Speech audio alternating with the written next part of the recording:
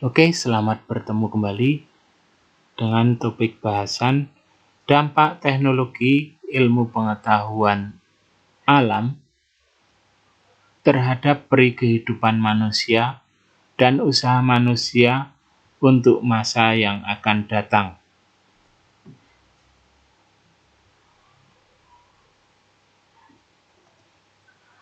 Jadi, kalau kita lihat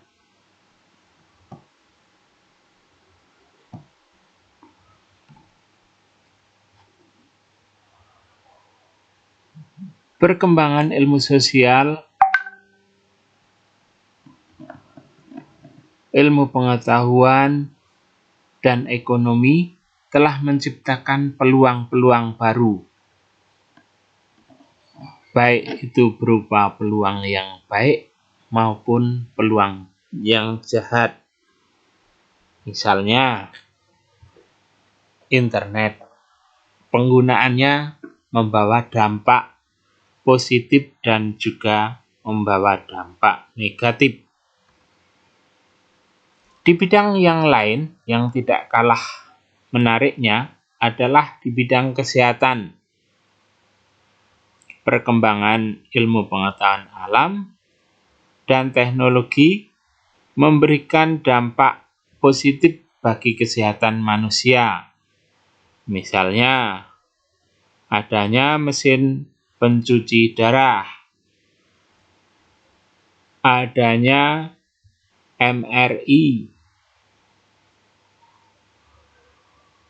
untuk pemetaan otak, adanya transplantasi, dan lain sebagainya. Keberhasilan didiagnosa berbagai penyakit yang sebelumnya tidak diketahui. Kemajuan dalam peralatan kesehatan sebagai alat bantu yang sangat penting. Kemajuan dalam pengembangan teknik laboratorium.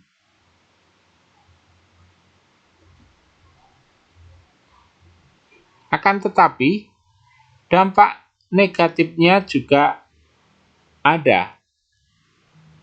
Misalnya, timbulnya kelainan genetik, timbulnya penyakit-penyakit yang baru. Misalnya juga peristiwa keracunan pada janin atau teratogenesis, ya, yang mengakibatkan pertumbuhan tidak sempurna dari organ tumbuh, sehingga mengakibatkan kelahiran cacat atau meninggal. Umumnya disebabkan oleh paparan bahan kimia yang beracun yang menyebabkan gangguan, baik itu hambatan pertumbuhan, timbulnya kanker, mutasi genetik, dan sebagainya.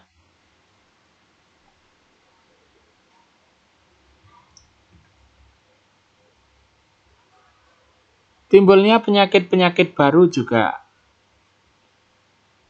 tidak lepas dari dampak ilmu pengetahuan dari sisi negatif. Ya. Ada dugaan misalnya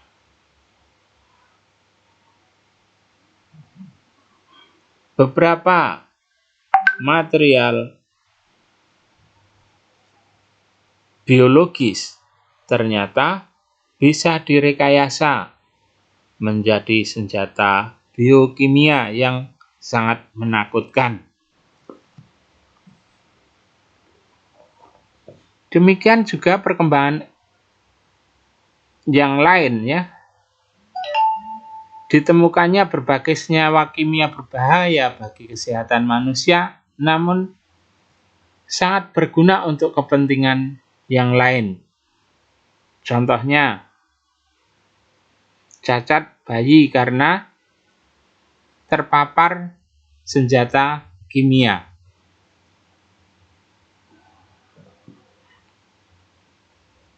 Nah, ini contoh, ya. Akibat perang di Vietnam, timbulnya berbagai macam kelainan genetik akibat terpapar oleh senjata kimia.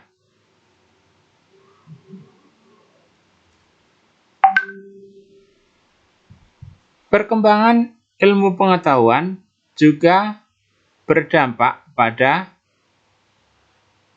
penemuan-penemuan di bidang pertanian. Ya. Misalnya ditemukan tumbuhan-tumbuhan dengan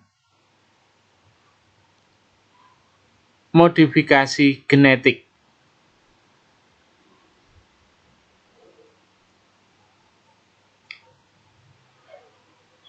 Nah, seperti diketahui ternyata perkembangan tanaman yang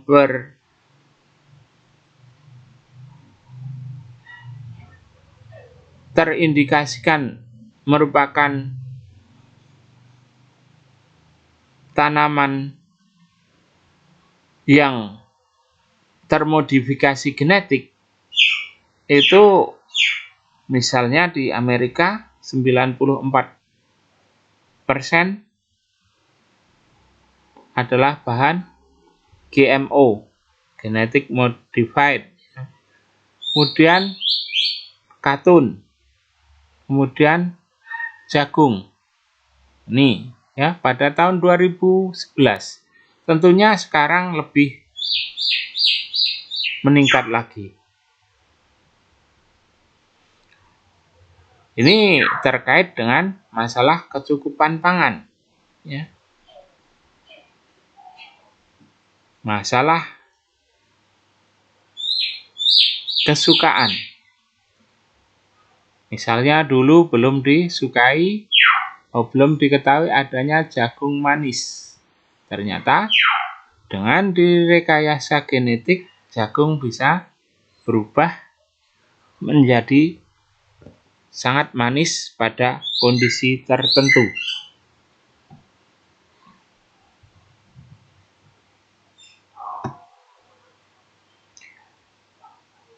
Perkembangan dunia kesehatan juga berdampak negatif, ya. Misalnya pembuatan vaksin yang berisiko tinggi. Vaksin HPV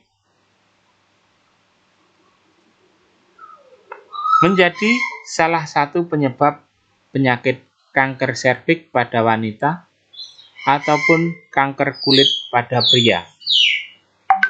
Jadi kalau kita lihat seperti ini.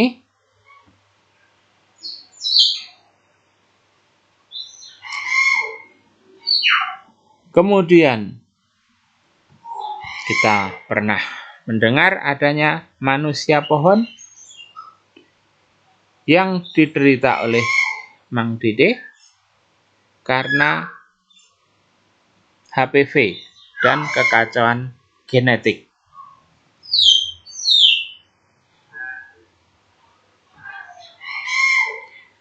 Kemudian semakin banyaknya racun-racun di rumah kita. Kehidupan modern mendorong industri untuk menghasilkan produk dalam jumlah banyak, murah, dengan kualitas yang sesuai dengan selera konsumen. Cara kerja konvensional yang biasanya relatif lebih alami itu banyak membuang waktu dan tidak mampu lagi memenuhi tuntutan pasar. Tapi ini juga menjadi peluang. Budidaya makanan organik itu menjadi tren, menjadi bernilai tinggi. Dampak dari industri yang menghasilkan produk dalam jumlah banyak, murah, dan kualitas yang sesuai dengan selera konsumen itu juga berakibat negatif, ya.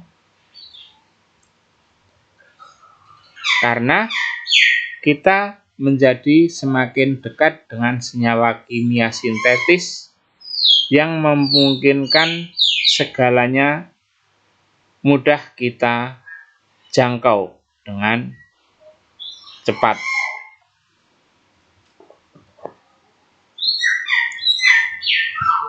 Nah, senyawa kimia dikemas dengan cantik, menarik, artistik, dengan label alami telah menjadi aksesoris gaya hidup modern. Dan kita pun merasa aman-aman saja.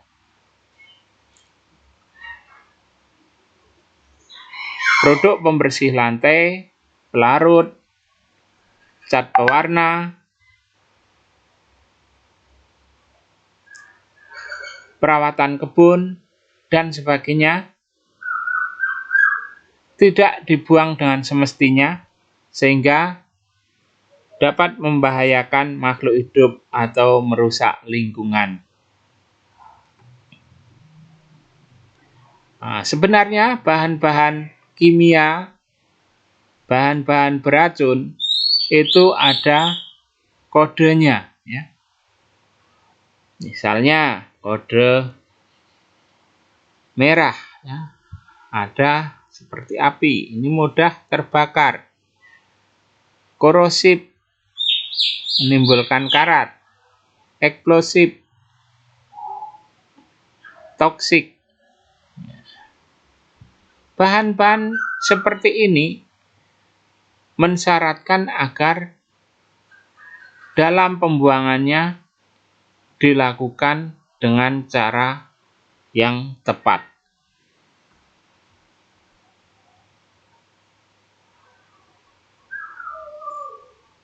Beberapa contoh senyawa racun yang ada di sekitar kita, misalnya logam berat, merkuri maupun timbal.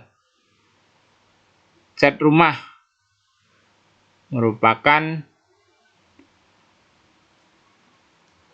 bahan yang menggunakan CFC ataupun NOx. Kemudian antisumbat, NaOH, natrium hidroksida. Cat kuku, itu mengandung aseton ataupun toluen.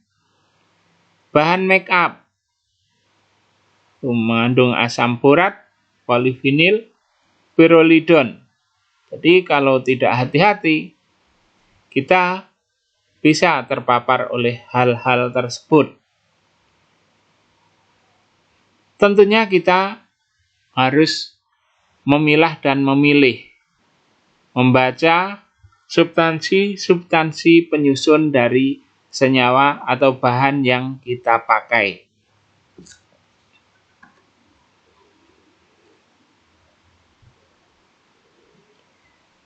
Peralatan-peralatan rumah tangga yang sering kita tidak bisa lepas darinya, itu banyak mengandung senyawa-senyawa yang berbahaya. Misalnya, aki mobil itu mengandung timbal dan asam kuat. Baterai pada alat bantu pendengaran itu mengandung merkuri. Cat rumah mungkin mengandung Pb dan juga kadmium. Aerosol. Nah, aerosol itu salah satu contoh bahan yang mungkin cukup familiar bagi kita, tetapi ada sisi negatifnya, ya. Dia dalam kondisi tertentu yang mengandung CFC atau nitrogen oksida dan hidrokarbon itu bisa berdampak pada efek rumah kaca dan juga kerusakan pada lapisan ozon.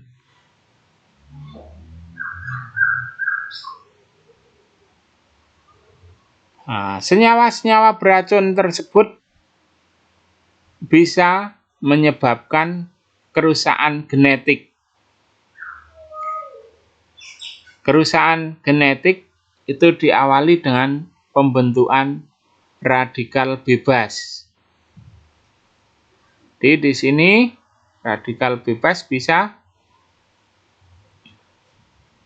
terbentuk oleh berbagai paparan sinar ultraviolet maupun radiasi nuklir ataupun oleh polusi udara yang ini akan menyebabkan kerusakan DNA.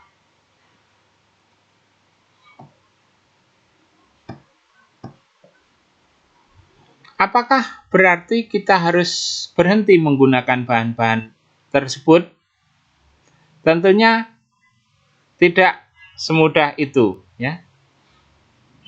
Penggunaan bisa terus dilakukan asal kita memperhatikan pemakaian dengan cara sebijak mungkin, membuang seaman mungkin.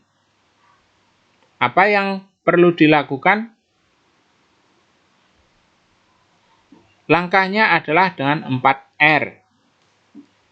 Yang pertama adalah reduce, mereduksi,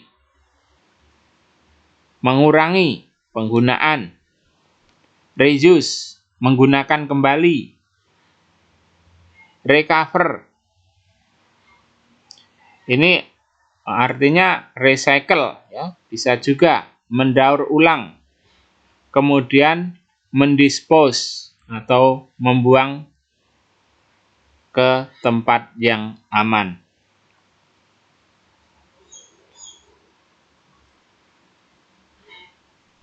Nah, di sini proses reduce, reuse, recycle, dan disposal.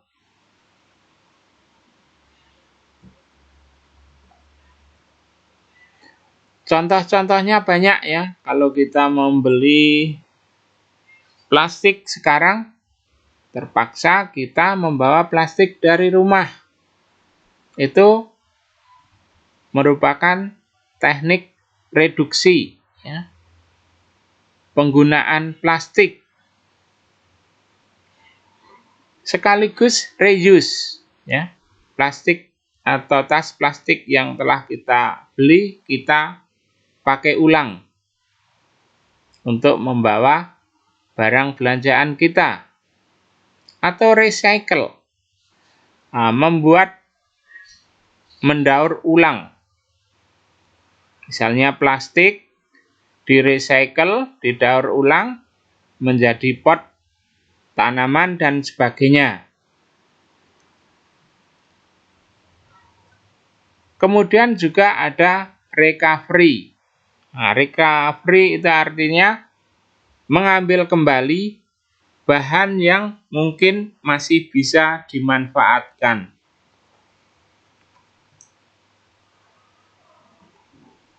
Ini proses-proses dalam pemanfaatan bahan secara lestari, ya.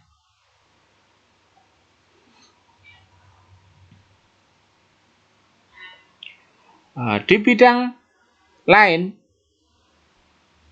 perkembangan ilmu pengetahuan dan teknologi itu sudah melanda ke segala arah, khususnya di bidang komunikasi dan informasi. Informasi sekarang sudah deras alirnya, tidak bisa dibendung. Sifat-sifat informasi itu relevan dan tidak relevan, berguna, tidak berguna, tepat waktu atau tidak tepat waktu, valid atau tidak valid, hoax atau tidak hoax. Informasi-informasi itu sangat cepat datang dari berbagai arah. Tentunya akan menimbulkan dampak positif dan dampak negatif. Media komunikasinya pun juga berubah.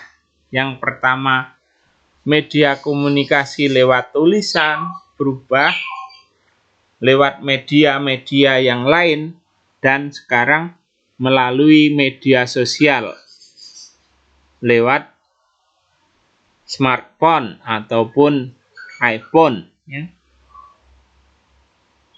ataupun Android, ya, smartphone. Jadi sekarang tidak bisa dihambat, informasinya bisa berjalan dengan cepat dan tidak bisa dikendalikan secara total.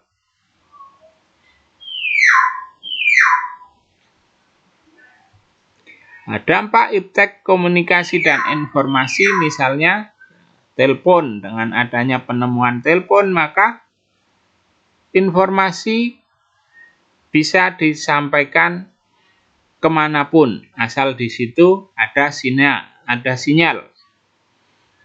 Mudah mengirim data, baik berupa gambar, video, dokumen, melalui berbagai macam peralatan, ya.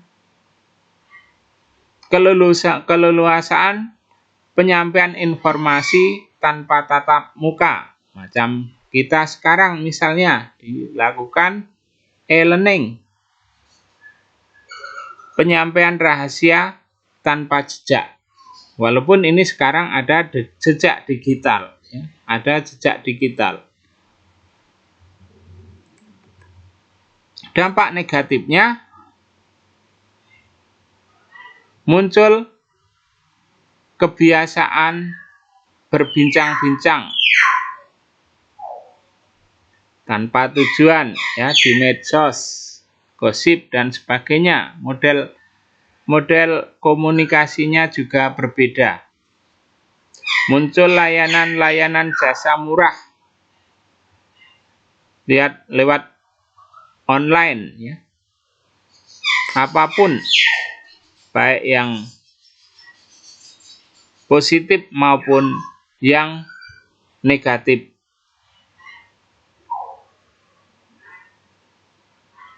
Kemudian gangguan promosi via telepon yang tidak mengenal waktu, dapat SMS, dapat sekian juta, silahkan, dan seterusnya.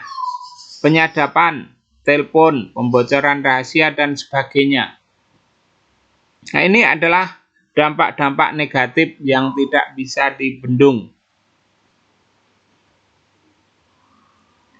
Nah, dampak positif dan negatif dari televisi misalnya apa? Ini adalah hal yang biasa, ya.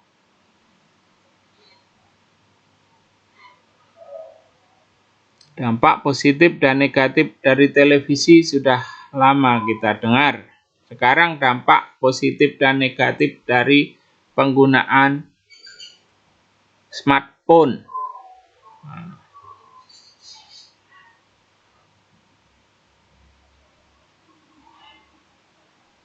Nah, dampak-dampak itu tergantung dari kita sendiri, mau berupaya untuk positif ataukah akan terikut arus gelombang yang negatif. Tentunya kita berharap kita bisa berada di dampak yang positif. Beberapa contoh dampak negatif dari kebiasaan menonton TV, ya, misalnya kesehatan mata, terlalu lama memegang HP, juga akan memberikan paparan gelombang elektromagnetik ke tubuh kita. Tentunya langkah-langkah itu harus kita cegah agar kita tetap sehat, baik jasmani maupun rohani kita. Misalnya dengan mengontrol waktu, menyeleksi acara,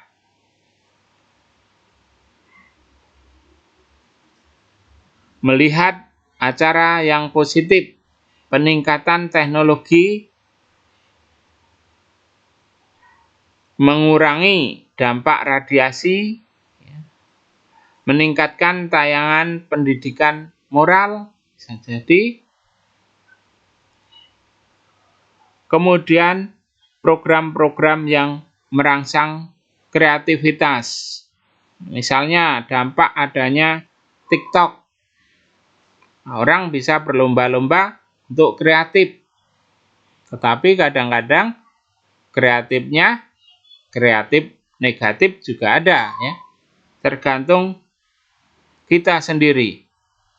Nah, di bidang lain, misalnya perkembangan transportasi. Perkembangan transportasi umum, ya, ditemukannya alat transportasi massal yang cepat. Misalnya kereta cepat Shinkansen mencapai 273 km per jam. Sangat cepat sekali. Kemudian juga misalnya prototipe Hayabusa, kecepatannya 360 km per jam.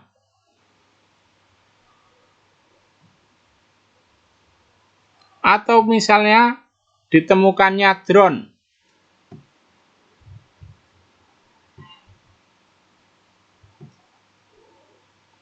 Ditemukannya drone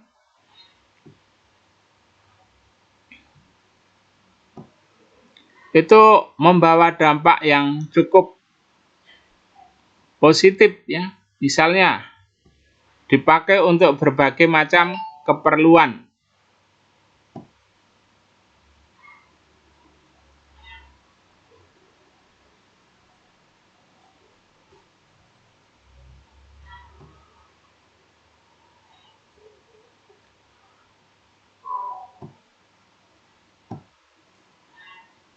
Nah, misalnya ditemukan alat transportasi tunggal. Misalnya di sini, ya, transportasi tunggal, orang terbang dari Prancis ke Inggris dengan waktu kurang dari 1 jam. Tentunya ini akan membawa dampak baik sosial maupun politik. Ini misalnya, ya, dari Prancis ke Inggris. Bagaimana? Nah, ini tentunya menjadi tantangan bagi pemerintah, bagi masalah-masalah kenegaraan, ya. Karena di sini orang bisa dengan mudah menembus batas wilayah.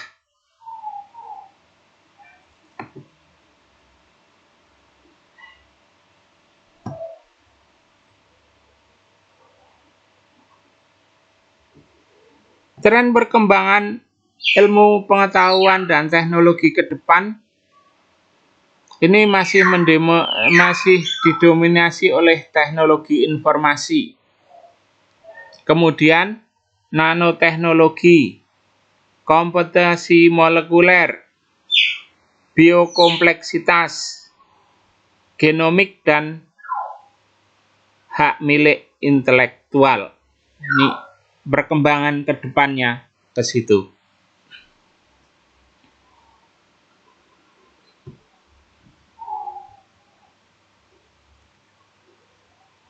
Saat ini tidak ada bidang penelitian yang tersisa, tidak tersentuh oleh ledakan informasi dan teknologi informasi, ya. Jadi sains yang dulu terdiri dari upaya teori dan percobaan. Sekarang ada komponen yang ketiga, yaitu simulasi komputer. Tentunya dengan adanya simulasi, maka biaya penelitian menjadi lebih murah dan upaya penelitian bisa lebih kompleks. Kemudian nanoteknologi. Orang sudah mengarah pada penelitian yang berukuran kecil, ya, nanometer, 10⁻⁶ meter, nah, sangat kecil sekali.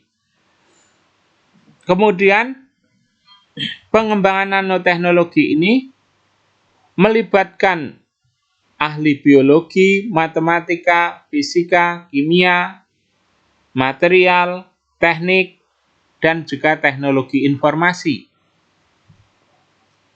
Fokus pengembangannya pada biosistem, struktur kontrol kuantum, perangkat dan arsitektur sistem, lingkungan proses, pemodelan, dan simulasi.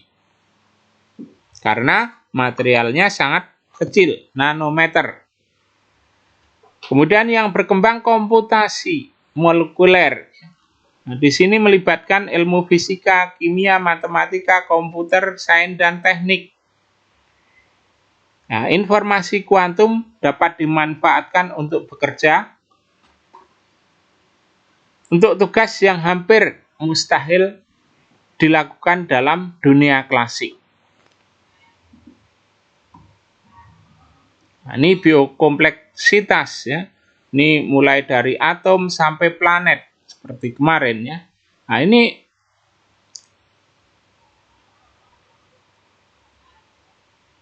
semakin lama semakin detail. Tetapi di lain pihak integrasinya semakin intensif, ya. Jadi ada keterkaitan penelitian ruang angkasa dengan penelitian molekuler ataupun bahkan tingkat atom. Nah, ini biokompleksitas ini bersifat interdisipliner yang dinamis, ya. Misalnya interaksi bumi dengan sistem lingkungan. Ini bisa melibatkan sistem biologi, fisik, sosial. Salah satu bidang yang menjanjikan adalah geomikrobiologi, yaitu pemeriksaan kerak bumi sebagai habitat mikroba, ya. Nah, aplikasinya kemana? Ini untuk pemulihan pasokan minyak sekunder, bioremediasi akifer yang terkontaminasi, misalnya, ya. Nah, ini penelitian-penelitian yang akan berkembang di masa mendatang. Kemudian sekuen genom manusia. Di sini mulai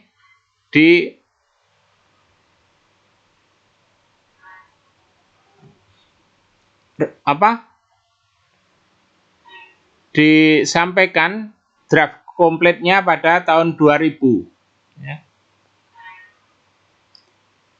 Misalnya bagaimana munculnya genetik baru. Di sini misalnya diciptakan peralatan yang bersifat genomik, ya, DNA chip. DNA chip itu adalah suatu bahan pelacak yang bisa ditanamkan dalam sel kita, ya. Jadi sangat kecil sekali.